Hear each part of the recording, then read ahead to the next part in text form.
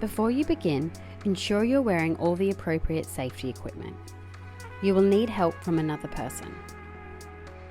The tools you'll need are a Phillips head screwdriver, long nose pliers, a vacuum cleaner and a small brush. Ensure you have the correct replacement roller. To replace a roller, you'll need to remove the sliding sash. The sash may need to be lowered via the adjustment screws before you can remove it. They are located at the bottom of each end of the sliding sash. Using a Phillips head screwdriver, turn the screws anti-clockwise. Open the sliding sash about halfway. Lift the sash, tilt its bottom towards you and the other person, and out over the track. Carefully move the sash downwards to remove it from the window.